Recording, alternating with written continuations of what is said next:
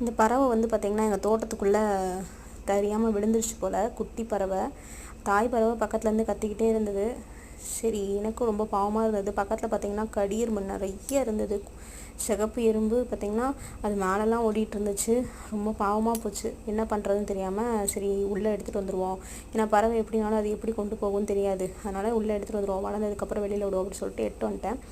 அது நெஸ்ட்டும் எங்களுக்கு எங்கே இருக்குதுன்னு தெரியல. ஸோ அதனால் நான் அதில் வைக்க முடியல. ஸோ அதனால் வீட்டுக்குள்ளே எடுத்துகிட்டு வந்துட்டோம். இப்போ வந்து பார்த்திங்கன்னா தண்ணி கொடுத்தேன், நல்லா குடிச்சிச்சு. என்ன சாப்பாடு கொடுக்கன்னு தெரியல. கொஞ்சம் சர்ச் பண்ணி பார்த்துட்டு இது வாழைப்பழமும் இது வாட்டர்மெலனும் கொடுக்கலாம் அப்படின்னு சொல்லிட்டு இது பண்ணோம். ஃபஸ்ட்டு வாட்டர்மெலன் தான் கொடுத்தேன், பட் சாப்பிடல. அதுக்கப்புறம் பனானா ட்ரை பண்ணேன். பனானா வந்து நல்லாவே சாப்பிட்டுச்சு. இப்போ வரைக்கும் பனானா தான் கொடுத்துட்ருக்கேன். ஸோ நல்லா சாப்பிட்டுச்சு. இப்போ கொஞ்சம் ஆக்டிவ் ஆகிருக்கு. ஆனால் அப்பப்போ கத்துச்சு. அப்போ லைட்டாக வந்து